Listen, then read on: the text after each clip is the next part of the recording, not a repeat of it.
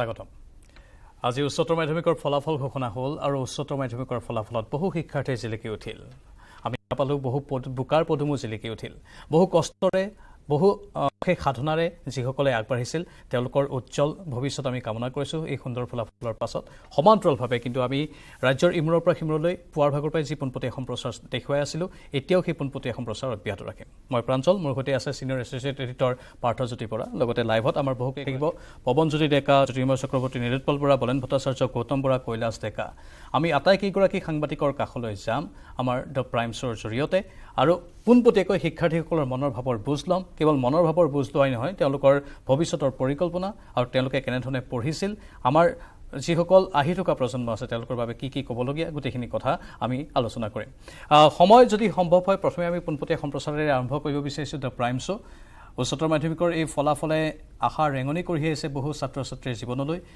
বিশেষকৈ ব্যক্তিগত খণ্ডৰ যিসকল ছাত্ৰ ছাত্ৰী আছে সেই ব্যক্তিগত খণ্ডৰ ছাত্ৰ ছাত্ৰীসকলৰ প্ৰদৰ্শন এবাৰ অতি ভাল অতি উচ্চ প্ৰদৰ্শন তেওঁলোকে আগবঢ়াবলৈ সক্ষম হৈছে এজনে আনজনক মিঠাই খুৱাই আনন্দ প্ৰকাশ কৰিছিল আৰু সকলোৰে মাজত আনন্দমুখৰ পৰিৱেশে বিৰাজ কৰাৰ এইবোৰ দৃশ্য আমি আপোনালোকক দেখুৱাই আছোঁ লগতে আমি যেহেতু কৈছোঁ পোনপটীয়া সম্প্ৰচাৰ ব্যৱস্থা কৰিম মৰিগাঁৱৰ পৰা আমাৰ সাংবাদিক থাকিব নগাঁৱৰ পৰা থাকিব ধুবুৰীৰ পৰা থাকিব যোৰহাটৰ পৰা থাকিব পাঠশালাৰ পৰা থাকিব নলবাৰীৰ পৰা থাকিব বিভিন্ন প্ৰান্তৰ পৰা আমাৰ সাংবাদিকসকল লাইভত থাকিব এইবাৰ বিশেষকৈ নগাঁৱৰ শিক্ষাৰ্থীসকল আমি তেওঁলোকৰ প্ৰদৰ্শন অতি উন্নত দেখা পালোঁ 21গৰাকীকৈ শিক্ষাৰ্থীয়ে স্থান অধিকাৰ কৰিবলৈ সক্ষম হৈছে উচ্চতৰ মাধ্যমিকৰ পৰীক্ষাৰ ফলাফলত ৰামানুজন জুনিয়ৰ স্কুল আৰু ৰামানুজনৰ যিসকল শিক্ষাৰ্থী আছে তেওঁলোকৰ মাজত এতিয়া আনন্দ দুগুণে বৃদ্ধি পাইছে কাৰণ তেওঁলোকৰ বেছি সংখ্যকেই প্ৰায় 19জনে এইবাৰ স্থান অধিকাৰ কৰিবলৈ সক্ষম হৈছে উচ্চতৰ মাধ্যমিক পৰীক্ষাৰ ফলাফলত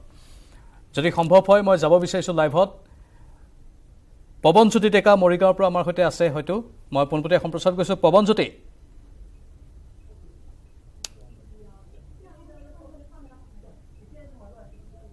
নিশ্চয়কৈ পৱনজ্যোতি আপোনাৰ সৈতে স্থানপ্ৰাপ্ত কোন কোন আছে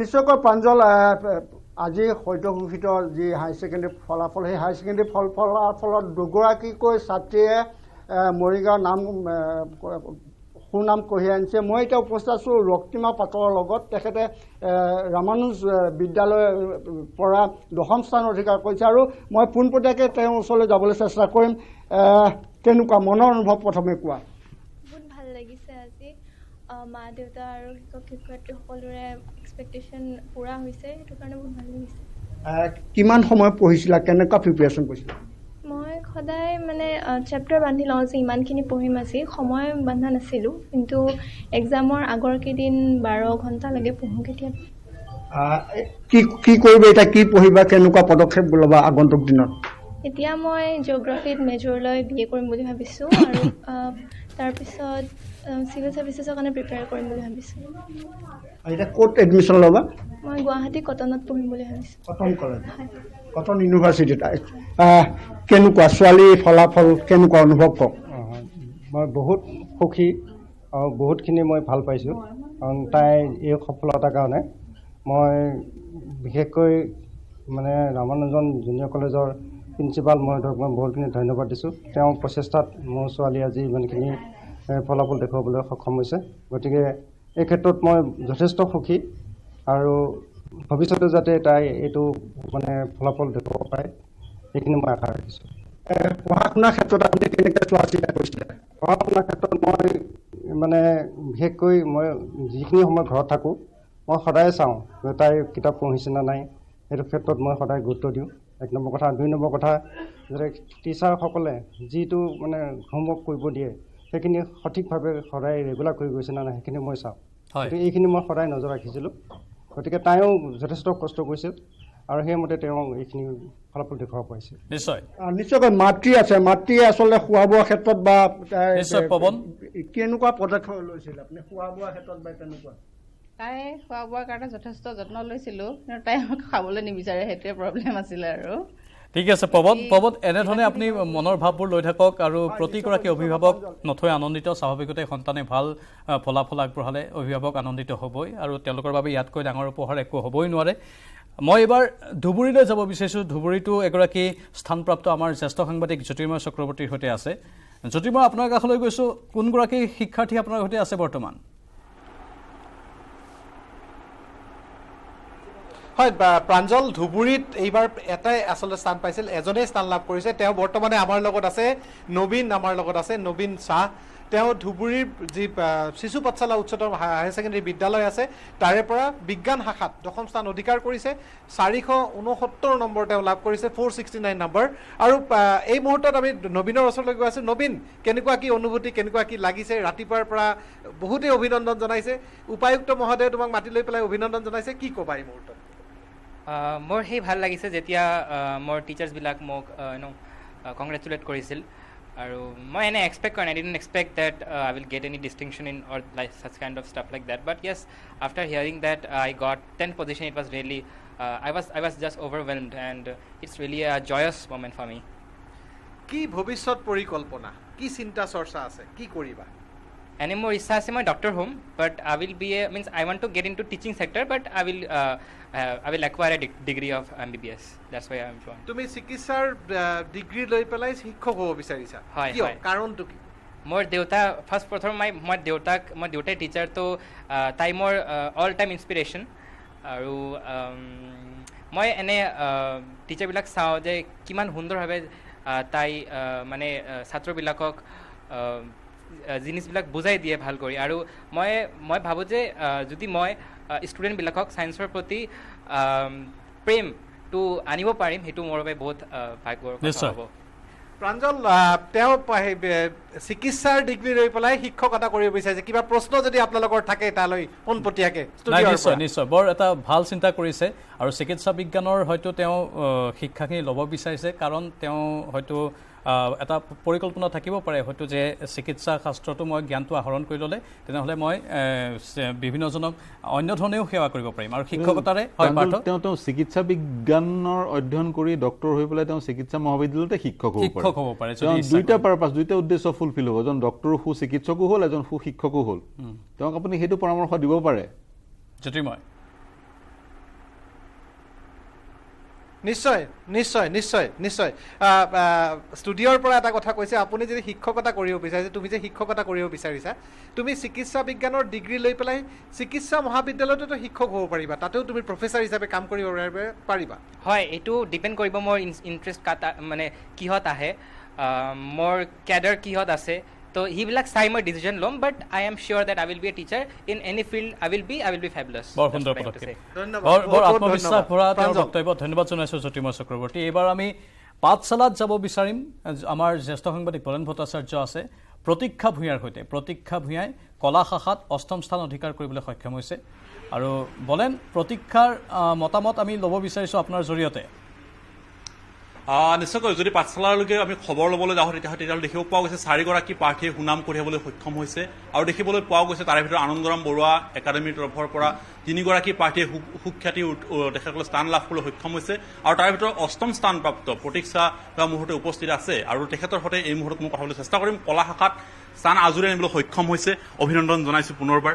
থেংক ইউ ছ' মাছ। খবৰটো পোৱাৰ লগে লগেই কেনেকুৱা লাগিছিলে সেই মুহূৰ্তত? বিৰাট ভাল লাগিছিল, বুজাব নোৱাৰোঁ। জীৱনৰ এটা বিশেষ মুহূৰ্ত, আৰু সেই মুহূৰ্তটো ধৰি ৰাখিব লাগিব সদায়। মই পূৰ্বতে উল্লেখ কৰিছোঁ আৰু ষ্টুডিঅ'ৰ পৰা সুধিছোঁ যে ভৱিষ্যত কি ধৰণে আগবাঢ়িবা? মই ইয়াৰে পিছত দিল্লী ইউনিভাৰ্চিটিত ইকনমিক্স অনাৰ্ছ কৰিম বুলি ভাবিছোঁ, আৰু তাৰে পিছত চিভিল ছাৰ্ভিচৰ কাৰণে প্ৰিপেয়াৰ কৰিম। বিষয়টো কিয় বাছি লোৱা হ'ল? চিভিল ছাৰ্ভিচ কিয় বাছি লোৱা হ'ল? হয়, মই জনসাধাৰণ সেৱা কৰিব বিচাৰোঁ, এয়াই মূল বিষয়টো। সকলোৱে আজিৰ তাৰিখত কয় যে আচলতে ব্যক্তিগত খণ্ডৰ বিদ্যালয় আৰু আনফালে যদি চোৱা হয় মাধ্যম, এই দুটা বিষয় বিশেষকৈ চৰ্চা হয়। আৰু আজিৰ তাৰিখত যদি চোৱা হয় তেতিয়াহ'লে মাধ্যম বিতৰ্কতা স্থান লাভ কৰিছে। তোমাৰ ভাষাৰে কি কোৱা যে অসমীয়া মাধ্যমৰ শিক্ষাৰ্থী আগুৱাই যোৱাৰ ক্ষেত্ৰত ক'ৰবাত নহয় ক'ৰবাত হেঙাৰ হৈ থিয় দিয়ে নেকি? যিহেতু চেণ্ট্ৰেল ইউনিভাৰ্চিটিৰ এক্সামছবিলাক ইংলিছ মাধ্যমতে হয়, মই ভাবোঁ অসমীয়া মিডিয়ামৰ শিক্ষাৰ্থীবিলাকক লিমিট নকৰাটো উচিত। তেওঁলোকে ইংলিছতো এক্সপ'জাৰটো পাওক আৰু অসমীয়াতো পাওক। সেয়েহে ইংৰাজী মাধ্যমটো ইণ্ট্ৰডিউচ কৰাটো মই নাভাবোঁ কি হেঙাৰ হৈ উঠিব। তোমাৰ ক্ষেত্ৰত কিয় বাধা হৈছিলেনে? নিশ্চয় মই সৰুৰ পৰা ইংলিছ মিডিয়ামতে পঢ়িছিলোঁ নিশ্চয়কৈ আৰু বাকী যদি আমি চাওঁ তেতিয়াহ'লে এনেকুৱা ধৰণৰ সুনাম কঢ়িয়াবলৈ হ'লে নিশ্চয় হয় বলেন আপুনি অলপ সময় লাইনত থাকক আৰু প্ৰতীক্ষা ভূঞা আমাৰ সৈতে থাকিব কিছু সময় আমি আকৌ কথা পাতিম তেওঁৰ সৈতে যিহেতু আমি ইতিমধ্যে কৈছোঁ স্থান প্ৰাপকসকলৰ মনৰ ভাৱ আপোনালোকে পোনপটীয়া সম্প্ৰচাৰত শুনি আছে তেওঁলোকে ব্যক্ত কৰি আছে আজি দিনৰ ভাগতো আমাৰ সাংবাদিকে সংকল্পজিৎ শইকীয়া যিজন কলা শাখাত প্ৰথম স্থান অধিকাৰ কৰিছে তেওঁৰ ভাষ্য সংগ্ৰহ কৰিছিল সংকল্পজিৎ শইকীয়াৰ সৈতে আমাৰ সাংবাদিকৰ সেই প্ৰতিবেদনটো এইখিনিতে আগবঢ়াই লৈছোঁ আমাৰ লগত আছে সংকল্পজিৎ শইকীয়া এইবাৰ উচ্চতৰ মাধ্যমিকৰ কলা শাখাৰ চূড়ান্ত পৰীক্ষাত তেওঁ প্ৰথম স্থান দখল কৰি সমগ্ৰ নগাঁও জিলাকে গৌৰৱান্বিত কৰিছে ৰামানুজনৰ এগৰাকী ছাত্ৰ অসমীয়া মাধ্যমৰ ছাত্ৰ আৰু আটাইতকৈ ডাঙৰ কথাটো হৈছে সংকল্পৰ উচ্চাকাংক্ষা হৈছে তেওঁৰ আশা হৈছে সংকল্পৰ সংকল্প হৈছে এগৰাকী ভাৰতীয় প্ৰশাসনিক বিষয়াৰ সৎ বিষয়া হোৱাৰ সংকল্প প্ৰথমে অভিনন্দন প্ৰথমে শুভেচ্ছা ধন্যবাদ আৰু সংকল্প প্ৰত্যাশিতভাৱে স্থান লাভ কৰিম বুলি ভাবিছিলা স্থান লাভ কৰিম বুলি ভাবিছিলোঁ প্ৰথম স্থান লাভ কৰিম বুলি ভবা নাছিলোঁ আৰু প্ৰথম স্থান লাভ কৰিলা যি নহওক সমগ্ৰ ৰামানুজনৰ লগতে নগাঁও জিলালৈ গৌৰৱ কঢ়িয়াই আনিছা কামপুৰ চাংচকী তোমাৰ যিখিনি ঠাই এই ঠাইখিনি যোৱাবাৰ বানপানী যথেষ্ট ক্ষতি কৰিছিলে কামপুৰৰ বানপানীৰ কথা যোৱাবাৰ সকলোৱে জানে যথেষ্ট বহু শিক্ষাৰ্থীৰ আনকি কিতাপ পৰ্যন্ত উটি গৈছিলে তোমালোকৰ গাঁওখনত বানপানী হৈছিলে মোৰ গাঁওখনত বানপানী হৈছিলে মোৰ ঘৰত সোমোৱা নাছিলে কিন্তু মোৰ গাঁওখনত ঘৰৰ যিটো দৰ্জা ষ্টেপলৈকে প্ৰায় বানপানী সোমাইছিলে মই একদম বানপানী প্ৰৱণ এখন গাঁৱৰ ল'ৰা আৰু বৰ্তমান যি তাৰ পিছতো যথেষ্ট প্ৰত্যাহ্বান আছিলে যথেষ্ট সমস্যা এক প্ৰলয় বুলি ক'ব লাগিব নগাঁও জিলাৰ বাবে যোৱাবাৰ 2022 বৰ্ষটো তাৰ পিছতো কিন্তু তুমি পঢ়াৰ প্ৰতি যিটো তোমাৰ যিটো পঢ়া শুনাত কোনো ধৰণৰ প্ৰভাৱ পৰিবলৈ দিয়া নাছিলে নহয় জানো হয় হয় মোৰ মা দেউতাই কেতিয়াও বিচলিত হ'বলৈ কোৱা নাছিল সদায় পজিটিভ ভাৱধাৰা ৰাখিবলৈ কৈছিল আমাৰ অধ্যক্ষ মহোদয় দিলীপ বৰা ছাৰে কেতিয়াও আমাক হাৰি যাবলৈ দিয়া নাছিল বিচলিত হ'বলৈ দিয়া নাছিল কষ্ট কৰিবলৈ শিকাইছিল সপোন দেখিবলৈ শিকাইছিল পজিটিভ এটা ভাৱধাৰা ধনাত্মক চিন্তাধাৰা ল'বলৈ শিকাইছিল তাৰ বাবে চাগৈ এইটো সফলতা আৰু সংকল্প কি বিষয় আছিলে উচ্চতৰ মাধ্যমিকত তোমাৰ মোৰ অসমীয়া ইংৰাজীতো থাকিবই আৰু থাকে শিক্ষা ভূগোল ৰাজনীতি বিজ্ঞান অৰ্থনৈতিক বিজ্ঞান আৰু অসমীয়াত 1 নম্বৰ আৰু বাকী শিক্ষা বিভাগত 1 নম্বৰ আৰু বাকীসমূহত 99কে পাইছিলে 99 পলিটিকেল চায়েন্সত আৰু জিঅ'গ্ৰাফিত 99 আৰু ইংৰাজীত 92 অৰ্থনৈতিক বিজ্ঞানত 94 হৈছে আৰু এতিয়া সংকল্পৰ ভৱিষ্যত পৰিকল্পনা হৈছে প্ৰশাসনিক বিষয়া হয় কিন্তু সংকল্প প্ৰশাসনিক বিষয়া হোৱাৰ বাবে কিয় মন কৰিলা এইকাৰণে মন কৰিলোঁ যে প্ৰশাসনিক বিষয়াৰ যিটো পৰীক্ষা সেইটো আটাইতকৈ হৈছে কঠিন আৰু কঠিন যিটো লক্ষ্য তাত উপনীত হোৱাৰ মজা এটা বহুত বেলেগ থাকে কঠিন লক্ষ্যত উপনীত হোৱাৰ মজা বেলেগ সংকল্প কেৱল মাত্ৰ তেওঁৰ বিদ্যাৰ্থিনীক দিশত যে গুৰুত্ব দিয়ে তেনে কথা নহয় সংকল্পই কিন্তু ইমান পৰিশ্ৰম কৰাৰ মাজতো তেওঁৰ যি তেওঁ ইয়াত বৰ্তমান যি প্ৰথম স্থান লাভ কৰিছে বা বিভিন্ন ধৰণৰ তেওঁ তাৰ বাবে যথেষ্ট সময়তে অধ্যয়ন কৰিব লগা হৈছে সেই তাৰ মাজতো কিন্তু সংকল্প এটা কথা ক'ব লাগিব যে সংকল্পই কিন্তু সাহিত্য চৰ্চাও কৰিছিলে হোমেন বৰগোহাঁইৰ যি গ্ৰন্থ তেওঁ খুব ভাল পায় উচ্চাকাংক্ষা আৰু মানুহ হোৱাৰ গৌৰৱ এই দুখন গ্ৰন্থ তেওঁৰ খুব প্ৰিয় আৰু সংকল্প নিজে কবিতাও লিখে নহয় জানো হয় হয় নিশ্চয় নিশ্চয় লিখোঁ মই লিখি ভাল পাওঁ বিভিন্ন সাহিত্যিকসকলৰ লেখা অধ্যয়ন কৰি ভাল পাওঁ বিশেষকৈ মই ঘৰত অকলশৰীয়া একমাত্ৰ সন্তান গতিকে বেছিভাগ সময় আজৰি সময় আৰু কিতাপ পঢ়িয়ে কটাওঁ বেছিভাগ সময় কিতাপ পঢ়ি কটাই মোবাইলৰ লগত সম্পৰ্ক নাইকিয়া তাৰ বাবে সংকল্প কিন্তু যথেষ্ট কৃতকাৰ্য হৈছে মোবাইলে যথেষ্ট ক্ষতিও কৰিছে যদিও বা এডভান্টেজ আছে যদিও বা মোবাইলৰ সুফল আছে কিন্তু কুফলো যথেষ্ট বেছি নহয় জানো যথেষ্ট বেছি সুফল আৰু কুফল দুইটা এটা মুদ্ৰাৰ ইপিঠি বুলি ক'ব পাৰি আমি এইটো চেষ্টা কৰিব লাগিব যে আমি মোবাইল ব্যৱহাৰ কৰিব লাগিব আমাৰ সুফলৰ কাৰণে কিন্তু মোবাইলে যাতে আমাক ব্যৱহাৰ কৰিব নোৱাৰে মোবাইলত যাতে আমি এডিক্টেড হৈ নাযাওঁ আসক্ত হৈ নাযাওঁ সেইটো আমি লক্ষ্য ৰাখিব লাগিব সংকল্পৰ এইখিনি বক্তব্য আপোনালোকে শুনিলে আৰু মই পাৰ্থজ্যোতি বৰা কাষলৈ আহিছোঁ আমাৰ ষ্টুডিঅ'ত থকা ছিনিয়ৰ এছ'চিয়েট এডিটৰ যিহেতু আমি আজিকালি যিসকল শিক্ষাৰ্থী তেওঁলোকৰ মানে মনৰ কথাবোৰ বা তেওঁলোকৰ আত্মবিশ্বাস আমি সদায় তুংগত দেখা পাওঁ সংকল্পৰো আত্মবিশ্বাস তুংগত আছে বৰ দৃঢ়তাৰে কথাবোৰ কৈছে এতিয়া শেহতীয়া উদাহৰণ হিচাপে যদি আমি কওঁ ময়ূৰ হাজৰিকাৰ কথা আমি ক'ব পাৰোঁ যিগৰাকী ময়ূৰ হাজৰিকাই UPSCত আপোনাৰ 5ম স্থান অধিকাৰ কৰিলে। তেওঁ মেট্ৰিকতো স্থান লাভ কৰিছিল 10ম স্থান, তেওঁ উচ্চতৰ মাধ্যমিকত 9ম স্থান অধিকাৰ কৰিছিল, তাৰপিছত তেওঁ MBBSৰ পাঠ্যক্ৰম গ্ৰহণ কৰিলে আৰু এতিয়া এই UPSCত সুখ্যাতিৰে উত্তীৰ্ণ হৈ 5 নম্বৰ স্থান অধিকাৰ কৰিলে। মানে এনেধৰণৰ যিসকল শিক্ষাৰ্থী বৰ্তমান আজিকালি শিক্ষাৰ্থীসকল তেওঁলোকৰ সেই দৃঢ়তাটো মনত যিটো কৰিম বুলি ভাবিছোঁ সেইটো কৰিম। হয়, দেখা পালোঁ আজি দিনৰ ভাগৰ পৰা আমি যিসকলে স্থান পাইছে সেইসকলৰ বিষয়ে আলোচনা তেওঁলোকৰ সৈতে মত বিনিময় কৰি আছিলোঁ, মনৰ কথা পাতি আছিলোঁ। তেওঁলোক খুবেই ফ'কাছ, তেওঁলোকে কি কৰিব, কি বিষয় অধ্যয়ন কৰিব, ক'ত অধ্যয়ন কৰিব। আজিকালি চাওক এই হায়াৰ ছেকেণ্ডেৰী যিটো ৰিজাল্ট সেই ৰিজাল্টটোৱে খুব বেছি মেটাৰ নকৰে, কাৰণ কেন্দ্ৰীয় বিশ্ববিদ্যালয়সমূহত আণ্ডাৰ গ্ৰেজুৱেট কোৰ্চত নামভৰ্তি কৰিবৰ কাৰণেও এণ্ট্ৰেঞ্চ প্ৰৱেশিকা পৰীক্ষাত অৱতীৰ্ণ হ'ব লাগে, CUET central university entrance test, আৰু অন্য আপুনি ইঞ্জিনিয়াৰিং মেডিকেলত অধ্যয়ন কৰিবলৈ উচ্চ শিক্ষা গ্ৰহণ কৰিবলৈ প্ৰৱেশিকা পৰীক্ষা লাগে। কিন্তু তেওঁলোকে কি পঢ়িব, কি বিষয়ত পঢ়িব দেখা পাব আপুনি বহুকেইজন স্থান লাভ কৰা ছাত্ৰ ছাত্ৰী আছে যি IAS হোৱাৰ সপোন দেখিছে বা প্ৰশাসনিক সেৱা বিষয়া হোৱাৰ সপোন দেখিছে, UPSCত অৱতীৰ্ণ হৈ সফলতা লাভ কৰাৰ সপোন দেখিছে। এই যি আপুনি ময়ূৰ হাজৰিকাৰ কথা ক'লে, ময়ূৰ হাজৰিকাই চাগৈ এটা এক পৰিৱেশৰ সৃষ্টি কৰিলে, সেইকাৰণে সফলতা আমাৰ ৰাজ্যখনত লাগে। ময়ূৰ হাজৰিকাই খুব সম্ভৱতঃ তেনে এক পৰিৱেশৰ সৃষ্টি কৰিলে। অন্য যিসকলে দ্বাদশ শ্ৰেণীত সফল হৈছে আজিৰ দিনটোত তেওঁলোকে সপোন দেখিবলৈ ময়ূৰক দেখি তেওঁলোকে সপোন দেখাৰ এটা অৱকাশ পালে। তাৰ কাৰণে আজি দেখা পাইছোঁ মই বহুকেইজনে কৈছে যে তেওঁলোকে বিশেষকৈ কলা শাখাৰ ছাত্ৰ ছাত্ৰীসকলে কৈছে তেওঁলোকে পলিটিকেল চায়েন্স পঢ়িব, ইকনমিক্স পঢ়িব বা অন্য বিষয়সমূহ পঢ়িব আৰু ভৱিষ্যতে এগৰাকী প্ৰশাসনিক সেৱা বিষয়া হ'ব। অভিনন্দন জ্ঞাপন কৰিছোঁ, শুভেচ্ছা জ্ঞাপন কৰিছোঁ। বহুকেইটা আৰু কথা আছে ৰিজাল্টৰ, মই পুনৰ কৈছোঁ স্থান লাভ কৰা সকলৰ বিষয়ে বিশ্লেষণ কৰিলে আমি সম্পূৰ্ণ ফলাফলটো বিশ্লেষণ কৰা নহ'ব, কিন্তু যিহেতু আজিৰ দিনটো তেওঁলোকৰে দিন, তেওঁলোকৰ মনৰ কথা শুনাটোৱে বেছি ভাল হ'ব বা তেওঁলোকৰ মনৰ কথাই আজি আমাৰ ভিউৱাৰ্ছসকলে শুনিব। নিশ্চয় নিশ্চয়, সেইকাৰণে আমি এই প্ৰচেষ্টা গ্ৰহণ কৰিছোঁ। আৰু যিহেতু তেওঁলোকে জানে যিসকল স্থান প্ৰাপক বা যিসকলে সুখ্যাতিৰে উত্তীৰ্ণ হৈছে, মই স্থান প্ৰাপকসকলৰ কথাই নকওঁ, আনসকলৰ কথাও কৈছোঁ, তেওঁলোকে জানে কি কৰিব লাগে, কেনেধৰণে পঢ়িব লাগিব, কি পঢ়িব লাগিব, আৰু তেনেধৰণে তেওঁলোকে আগবাঢ়ি গৈ আছে। আত্মবিশ্বাস সেয়েহে তেওঁলোকৰ তুংগত। আমাৰ জ্যেষ্ঠ সাংবাদিক নীলোৎপল বৰা বৰ্তমান নগাঁৱৰ ৰামানুজনৰ পৰা লাইভত আছে। যিহেতু এই ৰামানুজনৰ শিক্ষাৰ্থীসকলে আকৌ এবাৰ দেখুৱাই দিছে তেওঁলোকৰ কিমানখিনি মেধা আছে বা তেওঁলোকে কিমানখিনি আগবাঢ়ি যাব পাৰে, কিমানখিনি দূৰলৈ যাব পাৰে। 19টা স্থান এখন প্ৰতিষ্ঠানৰ পৰা পোৱাটো নীলোৎপল বৰ ডাঙৰ কথা।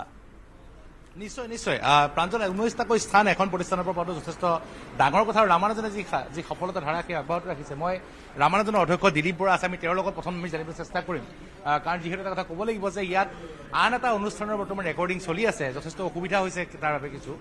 কিন্তু মই এটা কথা ক'ব লাগিব যে মই মোৰ লগত ঋষভ আছে, ডিব্ৰুগড়ৰ পৰা তেওঁ আহিছে। ডিব্ৰুগড়ৰ তেওঁ যি বিজ্ঞান শাখাত তেওঁ 2য় স্থান দখল কৰিছে, আৰু লগত আমাৰ লগত দিলীপ বৰা ডাঙৰীয়া আছে। প্ৰথমে তেওঁৰ পৰা জানিবলৈ চেষ্টা কৰিম, কাৰণ যিহেতু 19টাকৈ স্থান দখল কৰিছে আৰু সংকল্প যিটো আছে, আমি সংকল্প যিটো পুনৰ কথা পাতিম। কেইবাগৰাকী স্থানপ্ৰাপ্ত ছাত্ৰ ছাত্ৰী আছে, আমি তেওঁলোকৰ সৈতে কথা পাতিম। কিন্তু মই ছাৰ আপোনাৰ পৰা জানিবলৈ চেষ্টা কৰিম। প্ৰথমে অভিনন্দন জনাইছোঁ, শুভেচ্ছা জনাইছোঁ। ধন্যবাদ। 19টা স্থান, 88গৰাকী এতিয়ালৈকে সৰ্বমুঠ ষ্টেণ্ড কৰিছে, স্থান পাইছে। ইয়াতকৈ হয়তো আনন্দৰ কথা একো হ'ব নোৱাৰে আৰু ইয়াতকৈ সফলতাৰ কথা একো হ'ব নোৱাৰে। কিন্তু তথাপিও আপুনি দিনটো আজি আমি আপোনাৰ কথা পাতি আছোঁ, কি ক'ব বৰ্তমান আজি? মই এইটোৱেই ক'ম যে আচলতে এই যিটো সফলতাৰ ধাৰা অব্যাহত ৰাখিছে, এই অসমৰ ৰাইজৰ আশীৰ্বাদ, শুভেচ্ছা, মৰম আছেই, আৰু তাৰ লগতে শিক্ষক শিক্ষয়িত্ৰীসকলে যিটো কষ্ট কৰিছে আৰু এই মেধাৱী ছাত্ৰ ছাত্ৰীসকলৰ মুখকেইখন চাই কিমান আনন্দ লাগিছে। তেওঁলোকে কেনেধৰণে ভৱিষ্যত প্ৰজন্মৰ কাৰণে এটা বাৰ্তা দি গ'ল যে এটা প্ৰেৰণাৰ উৎস হৈ থাকিব। এই ভৱিষ্যত যিসকল শিক্ষাৰ্থী তেওঁলোকৰ তলৰ আছে, সেই তলৰ চামে এটা সাংঘাতিক আজি শক্তি তেওঁলোকৰ হৃদয়ত ৰোপণ কৰি ল'লে। যেনেকৈ আজি এই শিক্ষাৰ্থীসকলে ৰামানুজনৰ শিক্ষক শিক্ষয়িত্ৰীসকলৰ যিটো পাঠদানৰ পৰা শিকা, সেই কথাবোৰ যেনেকৈ হৃদয়ত ৰোপণ কৰি ভৱিষ্যতৰ ভেটি ৰোপণ কৰিব বাবে আগবাঢ়ি যাব, ঠিক তেনেকৈ এই নতুন তেওঁলোকৰ জুনিয়ৰ চাম যিটো আছে, জুনিয়ৰ চামে তেওঁলোকক আজি দেখা পাই আজি সপোন দেখিছে। এই সপোনটো তেওঁলোকৰ পৰা কিন্তু প্ৰেৰণাৰ উৎস হৈছে। গতিকে তেওঁলোক আজিকালি এতিয়া বৰ্তমান আজিৰ পৰা তেওঁলোক এই জুনিয়ৰ চামৰ কাৰণে শক্তিৰ উৎস হৈ পৰিছে। মই আজি দুটা কথা আজি স্পষ্ট হৈছে। যিগৰাকী মই যদি চাওঁ, প্ৰথম স্থান দখল শংকলজিতৰ ঘৰ কামপুৰত যোৱাবাৰ বিধ্বংসী বান আহিছিলে, তাৰপিছতো কিন্তু তেওঁলোকে আত্মবিশ্বাস হেৰুওৱা নাই। আৰু ঋষভ আছে, ঋষভক মাতিম মই ওচৰলৈ। ঋষভ ওচৰলৈ, ঋষভ অধ্যায়, আৰু লগত আৰু এজন আপোনালোকৰ ছাত্ৰ যিগৰাকী আছে নিখিলেশ দত্ত, তেওঁৰ সমগ্ৰ পৰিয়ালটোৱে যথেষ্ট কষ্টৰ সন্মুখীন হৈছিলে। গোটেই ঘৰখনত এক ধুমুহাৰ সন্মুখীন হৈছিলে তাৰপিছত কিন্তু দেখিবলৈ পোৱা গৈছে যে নিখিলেশেও কিন্তু সাফল্যৰ যি হাঁহি মাৰিবলৈ সক্ষম হৈছে গতিকে যদি অধ্যাপকাই থাকে যদি একাগ্ৰতা থাকে তেনেহ'লে কোনো কিন্তু বিপদ নিশ্চয় নিশ্চয় নীলোৎপল মই হস্তক্ষেপ কৰিছোঁ অলপ অধ্যৱসায় থাকিলে স্বাভাৱিকতে সকলোৱে সফল হ'ব পাৰে কিন্তু তাৰ মাজতে এটা বিশেষ কৌশল মই যিহেতু দিলীপ বৰা ডাঙৰীয়া আছে আপোনাৰ পৰা মই সুধিব বিচাৰিছোঁ আপোনাৰ জৰিয়তে সেই বিশেষ কৌশলটো কি কোনটো কৌশল প্ৰয়োগ কৰি আচলতে তেওঁলোকে ইমানখিনি সফলতা অৰ্জন কৰিব পাৰিছে মেধাভিত্তিত বাৰু যিসকল শিক্ষাৰ্থী আহে তেওঁলোকৰ মেধাৰ কথাটো ক'বই লাগিব কিন্তু শিকোৱা পদ্ধতি শিক্ষণ পদ্ধতিগত কিবা বিশেষ কৌশল তেওঁলোকে ব্যৱহাৰ কৰে নেকি ছাত্ৰ ছাত্ৰীসকলৰ বাবে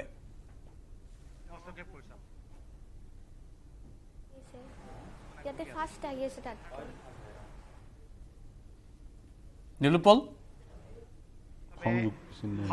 সংযোগ বেছি নহয় টিপছ বুলি ক'লেতো এইটো মই বেলেগকৈ মই দিনটো আজি কৈয়ে আছোঁ টিপছ বুলি বিশেষ কথা নাই আচলতে ৰামানুজনত আচলতে প্ৰয়োভৰ ঘটে মেধাৰ এই মেধাৰ প্ৰয়োভৰ ক্ষেত্ৰত আমি সেই মেধাৱী ছাত্ৰ ছাত্ৰীসকলক যে আমি পাইছোঁ আমি সৌভাগ্যৱান বুলি ভাবোঁ আৰু সেই ছাত্ৰ ছাত্ৰীসকলক আমি ভৱিষ্যতে যাবৰ কাৰণে আমাৰ শিক্ষক শিক্ষয়িত্ৰীসকলে যথেষ্ট চেষ্টা কৰে আৰু ইয়াত বিশেষকৈ আমি ক'ব লাগিব যে তেখেতক আমি মোবাইলৰ পৰা আমি আঁতৰত ৰাখিব পাৰিছোঁ মোবাইলৰ পৰা যে আঁতৰত ৰাখিব পাৰিছোঁ এইটো কিন্তু আটাইতকৈ এটা ইম্পৰ্টেণ্ট কথা বুলি মই ভাবোঁ আৰু প্ৰাইভেট টিউশ্যন নাই প্ৰাইভেট টিউশ্যন নথকাৰ কাৰণে কি হৈছে ছাত্ৰ ছাত্ৰীসকলৰ যথেষ্ট সময় তেওঁলোকে নিজৰ কাৰণে দিব পাৰিছে গতিকে নিজৰ 100% বেষ্টটো দিব পাৰিছে আৰু আমি টেক্সট বুকৰ ওপৰত যথেষ্ট গুৰুত্ব আৰোপ কৰোঁ টেক্সট বুকৰ প্ৰত্যেকটো শব্দ যি NCERT চিলেবাছৰ যি টেক্সট বুক আছে এই টেক্সট বুক কেইখন হৈছে আপুনি প্ৰত্যেকটো পৰীক্ষা অকল যে মেডিকেল ইঞ্জিনিয়াৰিং বুলি নহয় IAS পৰীক্ষাৰ পৰা আৰম্ভ কৰি ক্লাছ 6ৰ পৰা ক্লাছ 12লৈকে NCERT টেক্সট বুক যেনেকৈ ডিজাইন কৰা আছে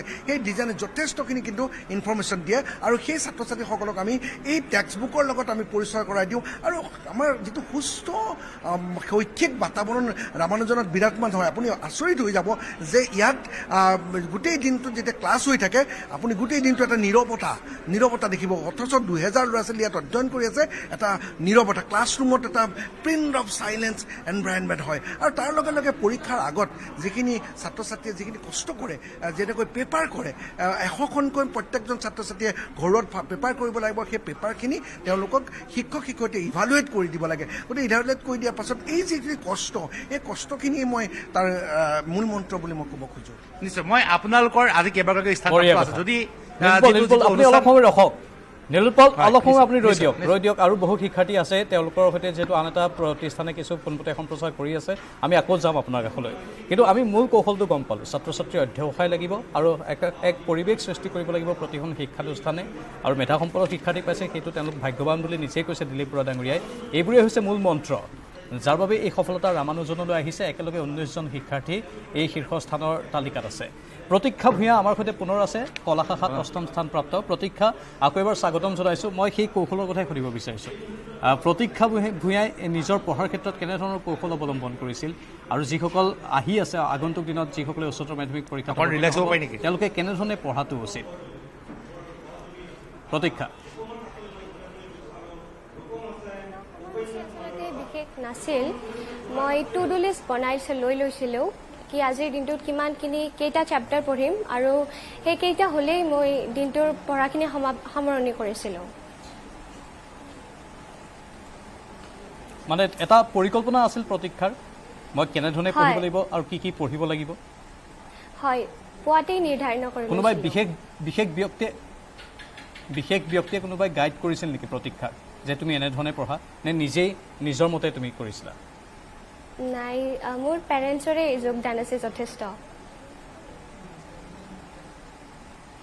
পেৰেণ্টছৰ যথেষ্ট যোগদান আছে ভৱিষ্যতে আপুনি দিল্লী বিশ্ববিদ্যালয়ত উচ্চ শিক্ষা গ্ৰহণ কৰাৰ পৰিকল্পনা কৰিছে প্ৰতীক্ষা ভৱিষ্যতে আপুনি দিল্লী বিশ্ববিদ্যালয়ত উচ্চ শিক্ষা গ্ৰহণ কৰাৰ পৰিকল্পনা কৰিছে হয় কৰিছোঁ কি বিষয় অধ্যয়ন কৰিব ইকনমিক্স পঢ়িম বুলি ভাবিছোঁ ইকনমিক্স অধ্যয়ন কৰিব আৰু পিছৰ পৰ্যায়ত প্ৰাঞ্জল প্ৰশাসনিক সেৱা বিষয়া হোৱাৰ মন মেলিছে শুভেচ্ছা জ্ঞাপন কৰিছোঁ আৰু প্ৰশ্ন আপুনি ইংৰাজী মাধ্যমতে শিক্ষা গ্ৰহণ কৰিছিলে স্কুলীয়া শিক্ষা গ্ৰহণ কৰিছিলে হয় মই ইংলিছ মাধ্যমতে পঢ়িছিলোঁ ইংৰাজী মাধ্যমতে পঢ়িছিলে সেয়া প্ৰতীক্ষা ভূঞা আৰু প্ৰতীক্ষা ভূঞাৰ এইখিনি বক্তব্য মানে ইংৰাজী মাধ্যমত যদিও পঢ়া শুনা কৰিছে তেওঁ কিন্তু মাতৃভাষা সলসলীয়াকৈ ক'ব পাৰে বা হয়তো লিখিবও পাৰে স্বাভাৱিকতে সেইটো এটা বৰ সদৰ্থক দিশ আৰু সেই সদৰ্থক দিশটো প্ৰতীক্ষা ভূঞাৰ পৰা মই জানিব বিচাৰিছোঁ মাতৃভাষাত কিবা অসুবিধা হয় নেকি অসমীয়া ভাষাত কিবা অসুবিধা হয় অসমীয়া বিষয়টো আছিলে নে আপোনাৰ প্ৰতীক্ষা অসমীয়া বিষয়টো আছিলে নে আপোনাৰ MIL হিচাপে অসমীয়া বিষয়টো আছিলে আপোনাৰ অসমীয়া বিষয় আছিল প্ৰাঞ্জল সেয়াই কথাটো হৈছে অসমীয়া বিষয়টো আছিল অসমীয়া বিষয়টো তেওঁ অধ্যয়ন কৰিছে আৰু কথাটো হৈছে ইংৰাজী মাধ্যমৰ বিদ্যালয়সমূহৰ ল'ৰা ছোৱালীয়ে অসমীয়া ভালকৈ নজনাৰ কাৰণটো হৈছে তাত অসমীয়া ভালকৈ নিশিকায় আৰু অনুৰূপ ধৰণে অসমীয়া মাধ্যমৰ বিদ্যালয়সমূহৰ ছাত্ৰ ছাত্ৰীসকলে ইংৰাজী নাজানে নজনাৰ কাৰণটো ইংৰাজী ভালকৈ নিশিকায় আমি সদায় কৈ থাকোঁ মাধ্যম অন্তৰায় হ'ব মাধ্যম কেতিয়াও অন্তৰায় হ'বও নালাগে আৰু শিক্ষাৰ্থীসকলে নিজেই সেইটো ভালদৰে জানে বা তেওঁলোকৰ অভিভাৱকেও ভালদৰে জানে সেয়েহে কিছুমান কথা হয়তো ঘৰতো তেওঁলোকে শিকি লয় নিজৰ পিতৃ মাতৃৰ পৰা বা ওচৰ চুবুৰীয়াৰ পৰা বা পৰিৱেশ এটাই সমাজ এখনে তেওঁলোকৰ ওপৰত প্ৰভাৱ পেলায় হয় এওঁলোক মেধাসম্পন্ন এওঁলোক দুইটা ভাষাতে এওঁলোক বাইলেংগুৱেল আৰু তেওঁলোকে দুইটা ভাষাই সোনকালে আয়ত্ব কৰি আৰু সেই ভাষাৰ যোগেদি অন্যান্য শিক্ষাসমূহ তেওঁলোকে লাভ কৰিছে ঠিকেই আমি এইখিনি বাণিজ্যিক বিৰতিৰ বাবে ৰ'ব লাগিব তাৰ পাছত পুনৰ পোনপটীয়া এখন প্ৰচাৰত যাম আমাৰ বহুকেইগৰাকী সাংবাদিক লাইভত আছে তেওঁলোকৰ কাষত আৰু কিছু সময়ৰ পাছতে গৈ আছোঁ কিন্তু সময় বাণিজ্যিক বিৰতিৰ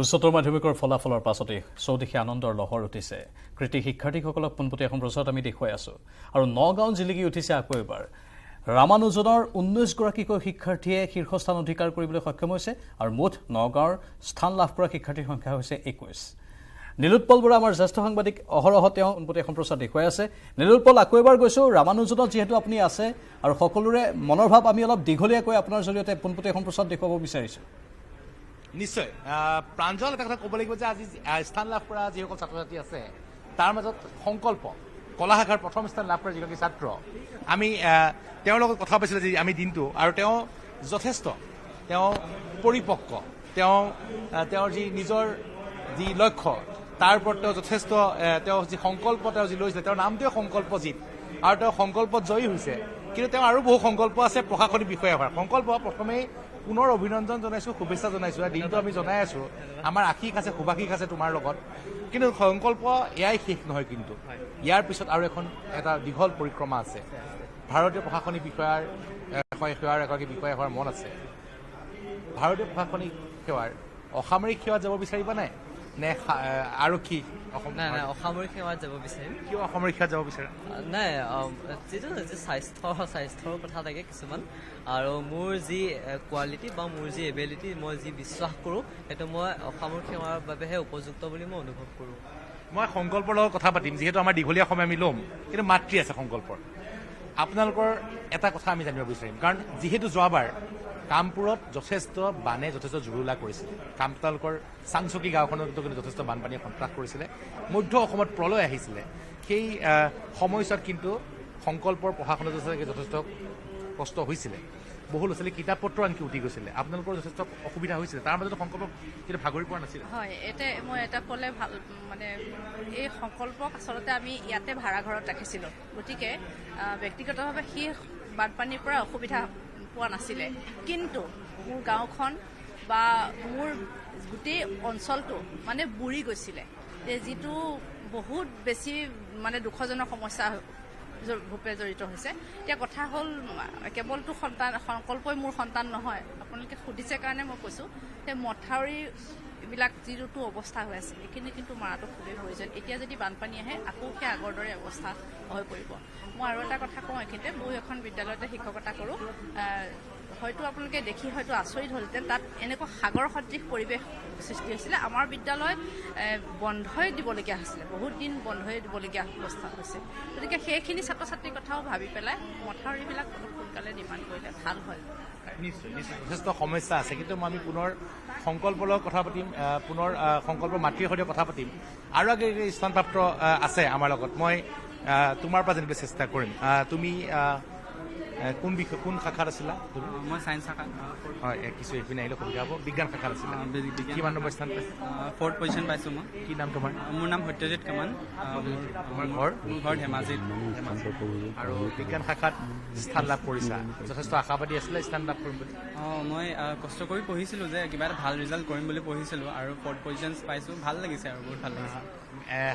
হাইস্কুল শিক্ষান্ত পৰীক্ষাত ক'ভিডৰ বাবে অনুষ্ঠিত হোৱা নাছিলে। তেতিয়া কিছু মনটো বেয়া হৈছিলে নহয়?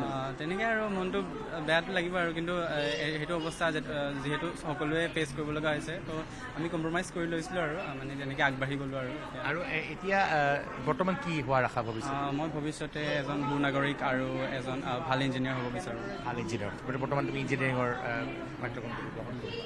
নিশ্চয় ধন্যবাদ জনাইছোঁ। মই তোমাৰ লগত পুনৰ কথা পাতিম, কিন্তু কেইবাগৰাকী ছাত্ৰী আছে, কেইবাগৰাকী ছাত্ৰ আছে। মোৰ লগত এগৰাকী ছাত্ৰ আছে শুক্লেন চেতিয়া। মই 4ৰ্থ স্থান লাভ কৰিছে।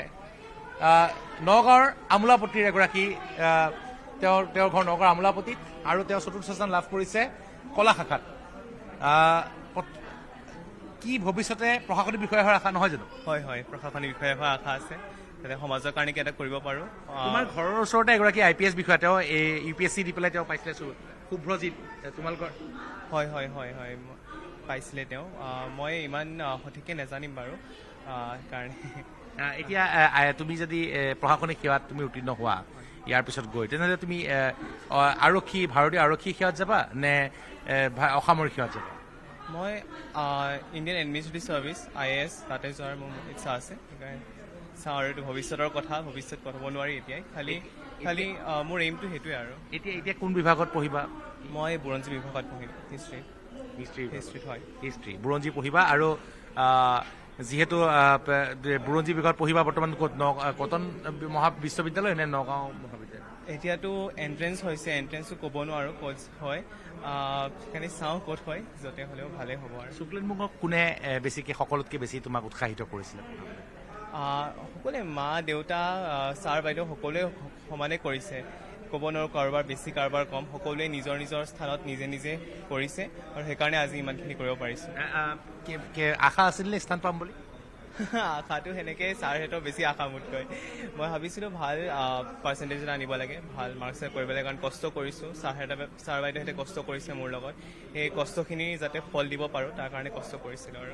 শুভেচ্ছা জনাইছোঁ। ভৱিষ্যত যিসমূহ আশা সেয়া সম্পূৰ্ণ হওক, কিন্তু পুনৰ সংকল্প আছে। সংকল্প পুনৰ জানিবলৈ চেষ্টা কৰিম। সংকল্প এইফালে আহিলে অকণ সুবিধা হ'ব। সংকল্প,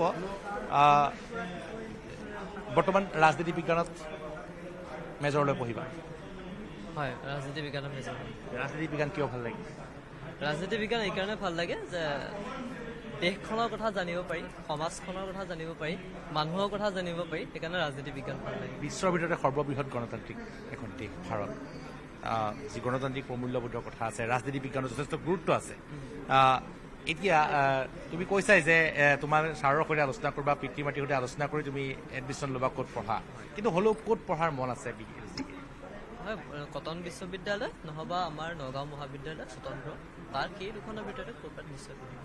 আৰু তোমাৰ মায়ে কৈছে যে তোমালোকৰ তাত যি বানপানী হৈছিলে, বানপানীৰ পিছতো কিন্তু এতিয়াও সেই অঞ্চলসমূহত পৰিস্থিতি কিন্তু এতিয়াও ভাল নহয়। তাত এতিয়াও যদি এনেকুৱা বৰষুণ আহে বা এনেকুৱা ধৰণৰ প্ৰলয় আহে, পুনৰ কিন্তু বানত ডুব যাব।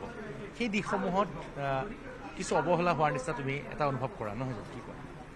অনুভৱ হিচাপে নকৰোঁ, কিন্তু যিহেতু আপুনি কোৱাৰ দৰে বৰষুণ অত্যাধিক বেছি হ'লে বানপানী আহি যোৱাৰ সম্ভাৱনা থাকে। প্ৰতিবাৰ অতি বেছি বৰষুণ আহিলে নদী বাঢ়ি যায়, মথাউৰি সোমায়। এইটো প্ৰতি বছৰে এটা বৃহত্তৰ সমস্যা হিচাপে পৰিগণিত হৈ আছে। অসমৰ বিভিন্ন স্থানত যেনেকৈ বানপানী হয়, ইয়াতো বানপানী হয়। এই সমস্যাটো যদি দূৰ হয় সুখী হ'ম, ভাল পাম। কিছু সময় যে দিনৰ ভাগত যেতিয়া আমি যেতিয়া তোমাৰ লগত কথা পাতিছিলোঁ, তেতিয়া তুমি কৈছিলা যে নদী বান্ধ বা টেকন'লজিৰ কথা কৈছিলা, যে টেকন'লজি লাগে, কাৰিকৰী প্ৰযুক্তি লাগে, কিন্তু যি মানুহক ক্ষতি কৰিব পৰা প্ৰযুক্তি নালাগে তুমি কৈছিলা। কামপুৰত যোৱাবাৰ যিটো বানপানী হৈছিলে, তাত কিন্তু বহুতে কয় যে যি নদী বান্ধৰ বাবেই হৈছে বুলি কয়। কি কোৱা নদী বান্ধৰ ক্ষেত্ৰত তুমি কি ভাবা? মানুহৰ ভালৰ কাৰণে হ'ব লাগে, সেইটোৱে বিচাৰোঁ আৰু। মানুহৰ যদি কিবা এটা উপকাৰ হয় সেই উপকাৰত অহা কাম কৰিব লাগে, যদি অপকাৰ হয় তেতিয়াহ'লে সেইটো কাম কৰিব নালাগে। মানুহৰ মংগলৰ কাৰণে আগবাঢ়িব লাগে। মানুহৰ মংগল কৰে মানে টেকন'লজিয়ে ক্ষতি কৰিব নালাগে, টেকন'লজিয়ে মানুহক উপকাৰ কৰিব। সেইটো প্ৰভাৱৰ ওপৰত নিৰ্ভৰ কৰিব। যদিহে উপকাৰ কৰে তেতিয়াহ'লে সেইটো গ্ৰহণ কৰিব লাগে, যদিহে অপকাৰ কৰে সেইটো হ'লে আমি গ্ৰহণ কৰিব নালাগে। নিশ্চয় প্ৰাঞ্জল যথেষ্ট কেইবাটাও গুৰুত্বপূৰ্ণ কথা ক'লে যে আমি কথা পাতিলোঁ শংকৰবৈজৰ লগত। শংকৰবৈজ ৰাজনীতি বিজ্ঞানত তেওঁ অধ্যয়ন কৰিব, গতিকে তেওঁ এগৰাকী ভৱিষ্যতে ভাৰতীয় প্ৰশাসনিক সেৱা বিষয়াৰ মন, কিন্তু বৰ্তমান কিন্তু তেওঁ ৰাজনীতি বিজ্ঞানত অধ্যয়ন কৰিব। তাৰ দুখন শিক্ষানুষ্ঠানত পঢ়িব বিচাৰে, এখন হৈছে কটন বিশ্ববিদ্যালয় আৰু এখন হৈছে নগাঁও মহাবিদ্যালয় স্বতন্ত্ৰ। কিন্তু তেওঁ পিতৃ মাতৃ আৰু তেওঁৰ শিক্ষাগুৰুৰ সৈতে আলোচনা কৰিহে তেওঁ এই সিদ্ধান্ত ল'ব। প্ৰাঞ্জল। হয় নীলোৎপল, আৰু এখন প্ৰতিষ্ঠানৰ 19গৰাকীকৈ শিক্ষাৰ্থীয়ে যেতিয়া স্থান পাব তেতিয়া আৰু সেই প্ৰতিষ্ঠানখনৰ পাৰ্থ আপুনি কি কয়? সেই প্ৰতিষ্ঠানখনত স্বাভাৱিকতে এক বিশেষ পৰিৱেশ থাকিব। এতিয়া বৰ্তমান ৰামানুজনত সেইটো পৰিৱেশে আমি দেখিবলৈ পাইছোঁ। মানে প্ৰাঞ্জল, নীলোৎপল আজি গোটেই অসমৰ কেন্দ্ৰবিন্দু হৈ পৰিছে নগাঁও, বা কেন্দ্ৰবিন্দু হৈ পৰিছে সেই ৰামানুজন বিদ্যালয়। আৰু এক প্ৰকাৰ যি বিখ্যাত গণিতজ্ঞৰ নামেৰে শ্ৰীনিবাস ৰামানুজন আয়েংগাৰৰ নামেৰে স্কুলখনৰ নাম দিয়া হৈছিল, আৰু সেই ধৰণেই মেধাসম্পন্ন ছাত্ৰ ছাত্ৰীসকলক এক দিশা, এক গতি দিবলৈ প্ৰয়াস কৰিছে দিলীপ বৰাই প্ৰিন্সিপালগৰাকীয়ে, আৰু তাৰ ফল পাইছে। নীলোৎপলৰ অনুৰোধ জনাম, আৰু যদি মনৰ ভাৱ আমি স্থান পোৱা ছাত্ৰ ছাত্ৰীসকলৰ পৰা মনৰ ভাৱ আমি ল'ব পাৰোঁ, বা তেওঁলোকৰ সৈতে যদি আৰু কোনোবা সংযুক্ত হৈ তেওঁলোকৰ মনৰ ভাৱ ল'ব পাৰোঁ, যদি সংকল্প আছে তেওঁৰ পৰা আমি জানিব বিচাৰিম দিল্লী বিশ্ববিদ্যালয়লৈ নগৈ তেওঁ অসমতে উচ্চ শিক্ষা কিয় গ্ৰহণ কৰিব বিচাৰিছে। কাৰণ ইতিমধ্যে আমি কৈছোঁ আজিকালি ছাত্ৰ ছাত্ৰীসকল যথেষ্ট ফ'কাছড। পুনৰ নীলোৎপল বা সফল তাৰকা শিক্ষাৰ্থীসকলৰ সৈতে আমি সংযুক্ত হ'ম, কিন্তু আজি গোটেই দিনটো আমি ৰিজাল্ট প্ৰাঞ্জল বিশ্লেষণ কৰি কেতিয়াবা অতি গুৰুত্বপূৰ্ণ কথা দেখা পালোঁ। সংকল্পৰ কথাই কওঁ, সংকল্পই অসমত 100ৰ ভিতৰত 100 পাইছে, আৰু নিখিলেশ দত্ত সংকল্পই ক্লাছ 10ম শ্ৰেণীলৈকে অসমীয়া মাধ্যমত অধ্যয়ন কৰিছিল, একাদশ দ্বাদশ শ্ৰেণী কিন্তু ইংৰাজী মাধ্যমত তেওঁ অধ্যয়ন কৰিছে। গতিকে অতি সহজে অসমীয়া মাধ্যমৰ পৰা ইংৰাজী মাধ্যমলৈ একাদশ শ্ৰেণী ছুইচ কৰিছে। গতিকে তেওঁলোক বাইলিংগুৱেল, গতিকে তেওঁলোকৰ জীৱনত সদায় তেওঁলোকক কেতিয়াও ক'তো অসুবিধাৰ সৃষ্টি নহ'ব। বাইলিংগুৱেল হোৱাটো, দুটা ভাষা, বিশেষকৈ দুটা ভাষা ইংৰাজী আৰু অসমীয়া দুইটা ভাষা সলসলীয়াকৈ জনাটো, আয়ত্ব কৰাটো খুবেই প্ৰয়োজন আজিৰ তাৰিখত, আজিৰ যি কম্পিটিটিভ যুগত, প্ৰতিযোগিতামূলক এক যুগত। আৰু নিখিলেশ দত্ত হাজোৰ ল'ৰাজন, তেওঁ ছাত্ৰ, যদিও এইবাৰ তেওঁ যোৱাবাৰ পৰীক্ষা দিব নোৱাৰিলে, এইবাৰ পৰীক্ষা দিছে। তেওঁ অসমীয়াত 100 নম্বৰ পাইছে, আৰু তেওঁ বায়'লজিটো 99 নম্বৰ পাইছে, মেথছতো 99 নম্বৰ পাইছে। সচৰাচৰ আমি দেখা পাব কোনোবাই যদি বায়'লজিত ভাল, মেথছত ভাল নহয়, কোনোবা মেথছত ভাল হ'লে বায়'লজিত ভাল নহয়, কিন্তু তেওঁ মেধা, তাৰ পৰাই গম পাই তেওঁ কিমান মেধা সম্পন্ন। গতিকে তেওঁলোকৰ তেনেধৰণৰ বহুকেইটা কথা আজি দেখা পালোঁ।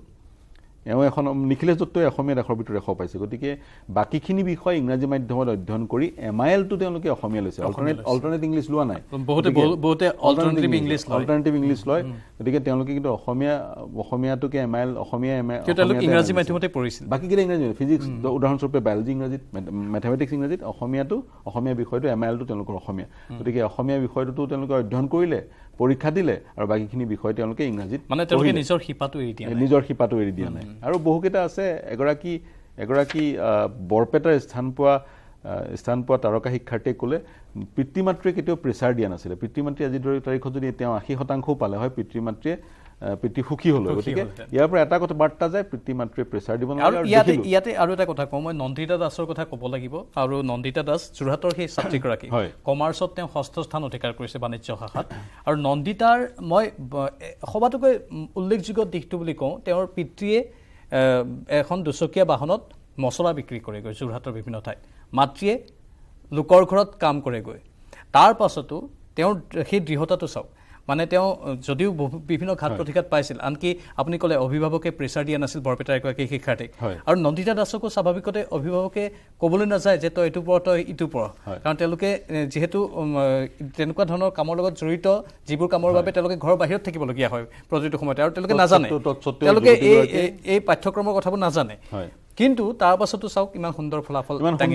কিন্তু মই ইয়াত এটা কথা কওঁ, প্ৰত্যাহ্বান আছিলে, বা তেওঁৰ ঘৰৰ অৱস্থা তেওঁৰ অনুমতিক্ৰমে বা অভিভাৱকৰ অনুমতিক্ৰমে আমি টিভিত দেখুৱাইছোঁ, আৰু সদায় দৰিদ্ৰতাৰ কাৰণে তেওঁলোক দুখী নহয় দৰিদ্ৰতাৰ কাৰণে তেওঁলোক যদি দৰিদ্ৰ আজি তাৰিখত বা নিম্ন মধ্যবিত্ত এটা ফেমিলি তেওঁলোক তাৰ কাৰণে যদি তেওঁলোকে কিবা এটা যিটো অত্যাৱশ্যকীয় এটা সামগ্ৰী তেওঁলোকক লাগে সেইটো যদি তেওঁলোকে লাভ কৰিব পৰা নাই সেইটো সমাজৰ দুখ বা চৰকাৰখনৰ দুখ আৰু আমি টিভিত সেই বিষয়টো দেখুৱাইছোঁ তেওঁৰ ঘৰৰ অৱস্থাটো দেখুৱাইছোঁ যাতে কোনোবা হতাশয় ব্যক্তি চৰকাৰ বা অন্য অনুষ্ঠান অৰ্থ সাহায্যৰ কাৰণে যদি আগবাঢ়ি আহে এতিয়া ছাত্ৰীগৰাকীৰ যি পৰৱৰ্তী জীৱন সেই পৰৱৰ্তী জীৱনত সেইখিনিয়ে তেওঁক সহায় কৰিব আৰু প্ৰথম কথা হৈছে দৰিদ্ৰতা পুনৰ কৈছোঁ দৰিদ্ৰতা তেওঁৰ কাৰণে প্ৰত্যাহ্বান আছিল কিন্তু আমি ক'ব নোৱাৰোঁ দৰিদ্ৰতা অন্তৰায় নহয় বুলি হয় দৰিদ্ৰতা অন্তৰায় হয় দৰিদ্ৰতা সকলোকৈ ডাঙৰ ৱৰ্ষ্ট ফৰ্ম অফ ভাইলেঞ্চ দৰিদ্ৰ থাকিব তৎসত্ত্বেও সেই প্ৰত্যাহ্বান গ্ৰহণ কৰি সেই যুৱতীগৰাকীয়ে সেই ছাত্ৰীগৰাকীয়ে ভাল ফলাফল প্ৰদৰ্শন কৰিলে এটা ছাকচেছ ষ্টৰী তাৰ অৰ্থ এইটো নহয় যে সকলো দৰিদ্ৰ ছাত্ৰ ছাত্ৰীৰ পৰা বা তেনেধৰণৰ প্ৰত্যাহ্বান থকা ছাত্ৰ ছাত্ৰীৰ পৰা আমি ভাল ফলাফল আশা কৰিম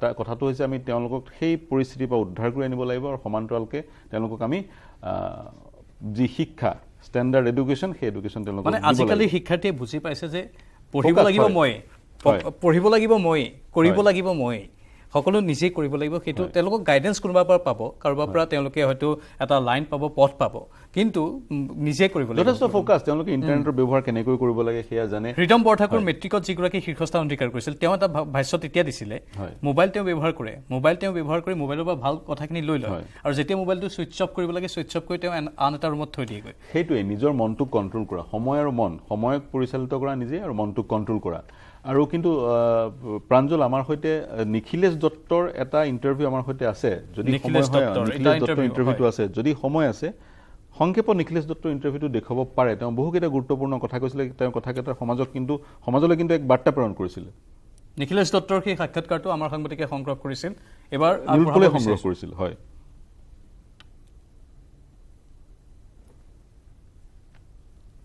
নিখিলেশ দত্ত তেওঁ ভাল প্ৰথম স্থান তেওঁ বিজ্ঞান শাখাত অৰ্জন কৰিলে ছায়েন্সত নিখিলেশ দত্তৰ সাক্ষাৎকাৰটো আমাৰ নিৰুৎপলে সংগ্ৰহ কৰিছিল সেইটো আগবঢ়াই লৈছোঁ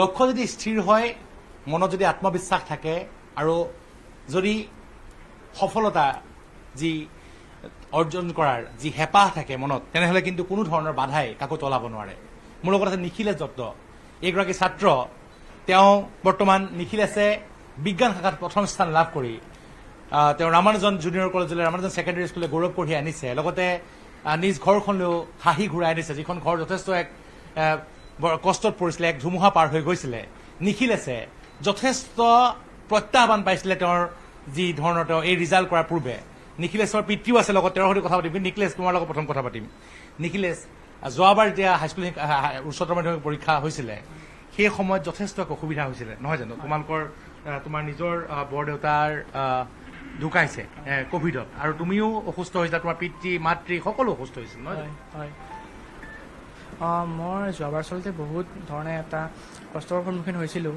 মোৰ শাৰীৰিকভাৱে অসুস্থ আছিলোঁ মোৰ এটা নাকৰ অপাৰেশ্যন হৈছিল যাৰ ফলত মই পৰীক্ষা দিব পৰা নাছিলোঁ কিন্তু এই ক্ষেত্ৰত মই পৰীক্ষা দিব পৰা নাছিলোঁ যদিও মোৰ প্ৰিন্সিপাল ছাৰে মোৰ বহুত ধৰণৰ মনত সাহস দিছিল আৰু সেই সাহসৰ ফলত মই আকৌ এবাৰ এই ৰামানুজন ছিনিয়ৰ ছেকেণ্ডেৰী স্কুলত মই এবছৰ সম্পূৰ্ণভাৱে পাঠদান কৰি এইবাৰ 2023 বৰ্ষত মই পৰীক্ষা দি বহিছোঁ আৰু এই ক্ষেত্ৰত ছাৰে মোক সকলো সময়ত অৰ্থাৎ প্ৰতিটো ছেকেণ্ডতে ছাৰে মোক বহুত অনুপ্ৰেৰণা যোগাই আছিল আৰু ছাৰে মোৰ মনৰ সাহস বঢ়োৱাৰ ক্ষেত্ৰত বহুত গুৰুত্বপূৰ্ণ অৱদান আগবঢ়াইছে আৰু নিখিলেশে আশা কৰিছিলে নে স্থান লাভ কৰিম বুলি আচলতে মই সেইবিলাক তেনেকুৱা কথা ভাল পোৱা নাছিলোঁ আচলতে আমাৰ শিক্ষানুষ্ঠানৰ প্ৰধান উদ্দেশ্য হ'ল যে মানুহৰ জ্ঞান প্ৰসাৰ কৰা আচলতে মানুহে কি ধৰণে কি কৰে কিন্তু মানুহৰ জ্ঞানটো হৈছে সকলোতকৈ উচ্চতম অস্ত্ৰ আৰু যি জ্ঞানৰ ফলতে মানুহে পৃথিৱীৰ যিকোনো কাম কৰিব পাৰে গতিকে জ্ঞানৰ আমি সাৰথি হিচাপে লৈ আমাক ইয়াক ছাত্ৰ ছাত্ৰীসকলক শিক্ষা প্ৰদান কৰা হয়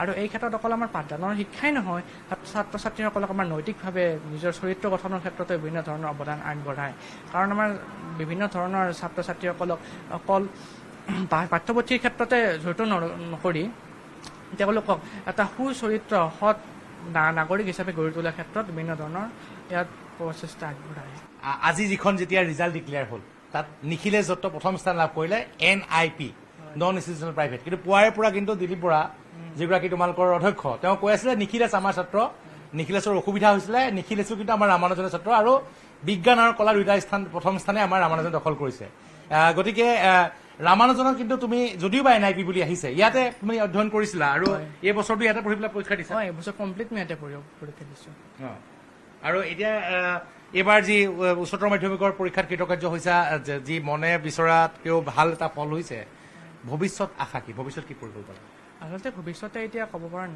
হোৱা নাই কাৰণ ভৱিষ্যতে সময়ৰ হাতত সকলো কাৰণ বৰ্তমান এখন প্ৰতিযোগিতাৰ যুগ ইয়াত কি হয় কোনফালে যায় গতিকে সময় ক্ষেত্ৰত অৰ্পণ কৰা হয় কিন্তু মোৰ এগৰাকী আদৰ্শ চিকিৎসক অৰ্থাৎ চিকিৎসা বিজ্ঞান পঢ়াৰ মন আছে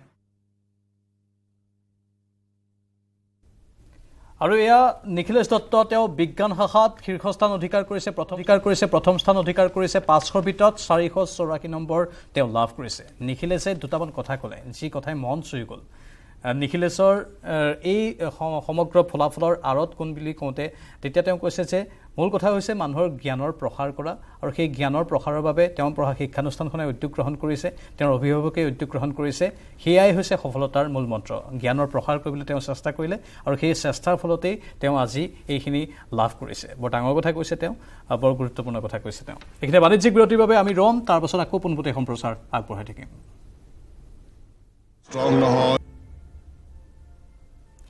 আৰু আমি আজি উচ্চতৰ মাধ্যমিকৰ ফলাফলৰ পাছত প্ৰতিগৰাকী শিক্ষাৰ্থীৰ মনোভাৱ লৈ আছোঁ আকৌ পোনপটীয়া সম্প্ৰচাৰ সময় হৈছে নলবাৰীৰ শিক্ষাৰ্থী উজ্বলি উঠিছে আজি মৰিগাঁৱতো শিক্ষাৰ্থীসকলৰ কথা কৈছোঁৱেই মই এইবাৰ নলবাৰীত যাব বিচাৰিছোঁ আমাৰ সাংবাদিক কৈলাশ ডেকা লাইভত আছে কৈলাশ আপোনাৰ কাষলৈ গৈছোঁ কোন কোন শিক্ষাৰ্থী আপোনাৰ সৈতে আছে চাওক প্ৰাঞ্জল নিশ্চিতভাৱে ক'ব লাগিব আজি যি ঘোষিত হোৱা উচ্চতৰ মাধ্যমিকৰ ফলাফলত জিলাখনৰ পৰা দুগৰাকীকৈ যি কৃতি ছাত্ৰ ছাত্ৰী আচলতে স্থান লাভ কৰিবলৈ সক্ষম হৈছে আৰু এই মুহূৰ্তত মই তেখেতকৰ দুগৰাকী মোৰ লগত উপস্থিত আছে আৰু ক'ব লাগিব যে যিহেতু আজি তেওঁলোকে যিহেতু শিক্ষাৰ ফালৰ পৰা তেওঁলোকে সফলতা লাভ কৰিছে আৰু আজিৰ দিনটোত বিশেষকৈ যদি ক'বলৈ যায় যথেষ্ট লোকে তেওঁলোকক সম্বৰ্ধনা জনোৱা হৈছে আৰু তেওঁলোকৰ যথেষ্ট ইতিমধ্যে দায়িত্ব বাঢ়িছে আৰু তেওঁলোকৰ আজিৰ দিনটোত বিশেষকৈ যদিও ৰাতিপুৱাৰ পৰা আমিও সম্প্ৰচাৰ কৰিছোঁ তেওঁলোকৰ মনৰ ভাৱ আৰু তেওঁলোকৰ পৰা আমি পোনে পোনে কিছু সময় জানিবলৈ চেষ্টা কৰিম যিহেতু মোৰ লগত 6ষ্ঠ স্থানপ্ৰাপ্ত কাব্যশ্ৰী শৰ্মা আৰু লগতে যি বাণিজ্য শাখাৰ পৰা যি 8ম স্থানপ্ৰাপ্ত কুণালজ্যোতি বৈশ্য আছে মই দুগৰাকীৰ পৰা পোনে পোনে মনৰ ভাৱ জানিবলৈ বিচাৰিম কি ক'বা আজিৰ দিনটোত যথেষ্ট তোমালোকক বিভিন্নজনে কিন্তু সম্বৰ্ধনা জনাইছে সামাজিকভাৱে কিন্তু তোমালোকৰ দায়িত্ব বাঢ়িছে কেনেধৰণৰ অনুভৱ কি ক'বা এই মুহূৰ্তত বহুত ভাল লাগিছে 6ষ্ঠ স্থান লাভ কৰিছোঁ যিহেতু মানে কি আৰু ছেটিছফাইড আৰু যিখিনি কষ্ট কৰিছিলোঁ তাৰে ফল পালোঁ চাগে ইমান এক্সপেক্ট কৰাও নাছিলোঁ তো ছেটিছফাইড আৰু তুমি ইতিমধ্যে কৈছা মই যি ভবাতকৈ বেছি ভাল ধৰণে ফলাফল পাইছোঁ আচলতে কেনেদৰে সম্ভৱ হ'ল বুলি ভাবা এই গোটেই তোমাৰ স্থান লাভৰ মই ভাবোঁ যে মই সদায় ৰেগুলাৰ আছিলোঁ ৰেগুলাৰিটি মেইনটেইন কৰিব চেষ্টা কৰিছিলোঁ কেতিয়াবা এদিন দুদিন মানে কেতিয়াবা পঢ়িব মন নগ'লে মই নপঢ়িছিলোঁ মানে নিজকে ফ'ৰ্চ কেতিয়াও কৰা নাছিলোঁ সদায় মানে চেষ্টা কৰিছিলোঁ যে যিখিনি পঢ়াইছে সেইখিনি নিজৰ ফালৰ পৰা কমপ্লিট কৰি যাওঁ মই নোটছৰ লগতে মই নিজেও মানে কি এক্সট্ৰা নলেজ মই ল'বলৈ চেষ্টা কৰিছিলোঁ কিবা কুৱেশ্যন থাকিলে মই মানে লগালগ সুধি দিওঁ দেৰিলৈ ৰৈ নাথাকোঁ তো মই ভাবোঁ যে সেইবোৰ সৰু সৰু পইণ্টছবোৰে মোক সহায় কৰিছে আৰু মই মানে কেতিয়াবা বুজি নাপালে মই নিজেও বৰ্ডত লিখি লিখি নিজকে বুজাওঁ ডাঙৰকৈ পঢ়োঁ সেইবোৰে মানে মোক বহুত ভৱিষ্যতে কোন দিশলৈ যোৱাৰ সম্ভাৱনা আছে ভৱিষ্যত ইমান মানে মই দূৰলৈ ভবা নাই এতিয়ালৈকে মই মানে ভাবিছোঁ আৰু যদি ভাল মানে যদি এখন ভাল ইনষ্টিটিউশ্যনত পাওঁ মই ইকনমিক্সত অনাৰ্ছ কৰিম বাকী তাৰে মানে পিছলৈ ইমান ভবা নাই নিশ্চিতভাৱে তোমাক ধন্যবাদ জনাইছোঁ কুণাল আছে বাণিজ্য শাখাৰ কুণাল আছে মোৰ লগত শুভেচ্ছা জনাইছোঁ কি ক'বা কেনেধৰণৰ তোমালোকৰ দায়িত্ব বাঢ়িছে যথেষ্ট তোমালোকে যিটো ভাল ফলাফল লাভ কৰিছা বিভিন্নজনে তোমালোকক আজিৰ দিনটোত শুভেচ্ছা জনাইছে তোমালোকৰ যথেষ্ট সামাজিকভাৱে দায়িত্ব বাঢ়িব ভৱিষ্যত পৰিকল্পনা কি বা কেনেধৰণে তোমালোকৰ এই যে সফলতা কেনেধৰণে সম্ভৱ হ'ল কি ক'বা খুবেই ভাল লাগিছে আজি মা দেউতাক প্ৰাউড ফিল কৰিব পাৰিছোঁ এই পজিশ্যন এটা লাভ কৰিছোঁ আৰু যিখিনি কষ্ট কৰিছিলোঁ সেইখিনিৰ ফলাফল পালোঁ আৰু তো খুবেই ছেটিছফাইড ফিল কৰিছোঁ আৰু ফিউচাৰৰ বাবেতো প্লেন এয়াই আছে যে দিল্লী ইউনিভাৰ্চিটিৰ প্লেন কৰিছোঁ আৰু এণ্ট্ৰেঞ্চ এক্সাম দিছোঁ BCom অনাৰ্ছৰ প্লেন আছে যদি ভবামতে তাতো ৰিজাল্টটো পাওঁ আৰু তেতিয়া হ'লে দিল্লী ইউনিভাৰ্চিটিৰ প্লেন কৰিছোঁ আৰু মই ভাবোঁ যে যিখিনি মোৰ যিটো শ্বেডিউল আছিল মই শ্বেডিউল ফ'ল' কৰি কিনে প্ৰচেষ্টা চলাইছিলোঁ এক্সামৰ বহুত বেছি লং আৱাৰ্ছ ফ'ল' কৰা নাছিলোঁ পঢ়াৰ বাবে শ্বৰ্ট আৱাৰ্ছহে আছিল কিন্তু ইণ্টাৰভেলত শ্বৰ্ট ইণ্টাৰভেলছত পঢ়িছিলোঁ আৰু কেতিয়াবা ইচ্ছা নগ'লে নপঢ়িছিলোঁ আৰু সেনেকুৱা আছিল তো বহুত লম্বা টাইম আৰু ডেডিকেট কৰা নাছিলোঁ। তোমালোকে কোভিডৰ সময়ত HSLC পাছ কৰিছিলা, সেইটো সময়ত কিন্তু বিভিন্ন অভিযোগ উত্থাপন হৈছিলে, মাৰ্কিঙৰ ক্ষেত্ৰত বিভিন্ন হৈছিল, কিন্তু তোমালোকে আজি যি ফলাফল দেখুৱালা সেইসমূহ কিন্তু নুৎসাত কৰা দেখিবলৈ পোৱা গৈছে। তোমালোকে সুন্দৰভাৱে উজ্বলি উঠিছা। কি ক'বা সেই সময়ৰ কোভিড কালৰ সময়ছোৱা আৰু এতিয়াৰ সেই সময়ছোৱা? আমাৰ বেটছটোকতো চবে ডাউটে কৰিছিল যে এনেকুৱা পাৰফৰ্ম কৰিব পাৰে নে নোৱাৰে। তো মই মোৰ ফালৰ পৰা এইটো প্ৰুভ কৰাৰ চেষ্টা কৰিছোঁ যে আমাক মাৰ্কছবোৰ এনে দিয়া নাছিল, ডাউটফুল ধৰণে দিয়া নাছিল। তেতিয়া যি পাইছিলোঁ সেয়াও ডিজাৰ্ভ কৰিছিলোঁ আৰু এতিয়াও চাগে ডিজাৰ্ভ কৰোঁ, সেইকাৰণে পালোঁ। বৰ্তমান সময়ছোৱাত যথেষ্ট যুৱ ছাত্ৰ ছাত্ৰীসকলে কিন্তু সামাজিক মাধ্যমত ব্যস্ত থকা দেখিবলৈ পোৱা যায়। তুমি সামাজিক মাধ্যমত ব্যস্ত আছিলা নে পঢ়াৰ সমান্তৰালভাৱে নে অন্য কিবা কামত জড়িত হৈছিলা? এক্সামৰ টাইমত মই ছ'চিয়েল মিডিয়া কুইট কৰা নাই, জড়িত আছিলোঁ, কিন্তু লিমিটেড ধৰণে ইউজ কৰিছিলোঁ যিহেতু অলপ হাৰ্মফুল এফেক্টছ হয় ষ্টাডিজত। তো কোৰ্চৰ লগতে আৰু মিলাই আছিলোঁ যিহেতু অলপ পাছ টাইম হয় আৰু অন্যবোৰত মানে নিশ্চয় নিশ্চয় তেওঁলোকে জানে কৈলাশ কেনেধৰণে পঢ়িব লাগে। মই মৰিগাঁৱলৈ গৈছোঁ। পৱনজ্যোতি, আপুনি আৰম্ভণিতে এজন শিক্ষাৰ্থীৰ মনৰ ভাৱ ল'লে, আন এজন শিক্ষাৰ্থী আপোনাৰ লগত আছে, কোন আছে? অলপ চমুকৈ তেওঁৰ ভাৱো জানিব বিচাৰিছোঁ। নিশ্চয়কৈ প্ৰাঞ্জল, মোৰ লগত এতিয়া উপস্থিত আছে ক্ৰিষ্টিনা দেৱী। তেওঁ 10ম স্থান অধিকাৰ কৰিছে কলা শাখাৰ পৰা। তেওঁ মৰিগাঁৱৰ গৌৰৱ কৰি আনিছে। মই পোনপটীয়াকৈ জানিবলৈ চেষ্টা কৰিম, ক্ৰিষ্টিনা কি ক'বা, ভাল এটা ৰিজাল্ট আহিছে? সঁচাকৈ মই বহুত সুখী অনুভৱ কৰিছোঁ। মোৰ লগতে মোৰ মা দেউতা আৰু খুৰা, মোৰ শিক্ষক শিক্ষয়িত্ৰী সকলোৰে কষ্ট ইয়াত জড়িত হৈ আছে আৰু সকলোৰে কষ্ট সফল কৰিবলৈ পাই মই সুখী অনুভৱ কৰিছে তেওঁ। পৱন, আপোনাক ধন্যবাদ জনাইছোঁ। কিছু নেটৱৰ্কৰ অসুবিধা হৈছে। মুঠতে প্ৰতিগৰাকী শিক্ষাৰ্থীয়ে সুখী। বাৰ্থ আমি অনুষ্ঠান সামৰিব লাগিব আৰু প্ৰতিগৰাকী শিক্ষাৰ্থীলৈ আকৌ এবাৰ অভিনন্দন জ্ঞাপন কৰিছোঁ আৰু তেওঁলোকৰ উজ্জ্বল ভৱিষ্যত কামনা কৰিছোঁ। লগতে আমাৰ যি সামাজিক পদ্ধতিৰ কথা আমি কৈছোঁ যে বহু ক্ষেত্ৰত আমি নিজেও কিছুমান শুধৰণি আনিব লাগিব। কাৰণ দিলীপ বৰা ডাঙৰীয়াই কৈছিলে যে আমাৰ সমাজখনে যেনেকুৱা পৰিৱেশ দিয়ে ঠিক তেনেকুৱা পৰিৱেশে আঁকোৱালি লয় শিক্ষাৰ্থীসকলে আৰু সেই পৰিৱেশে প্ৰভাৱ পেলায়। সেই এই বিষয়টো অত্যন্ত স্পৰ্শকাতৰ এটা বিষয়। তেওঁলোকৰ গাইডেন্সৰ প্ৰয়োজন, পিছলৈ গাইডেন্সৰ প্ৰয়োজন। সমাজখনে জ্যেষ্ঠজনে শিক্ষকে গাইডেন্স দিয়াটো প্ৰয়োজন আৰু দিবই। আৰু তেওঁলোকে কেৱল স্থানপ্ৰাপ্ত সকলেই নহয়, অন্য সকলেও ভৱিষ্যত উজ্জ্বল হওক, নিশ্চয়। আৰু ইয়াৰ লগে লগে আজি দ্য প্ৰাইমছৰ পৰা বিদায় লৈছোঁ। নমস্কাৰ।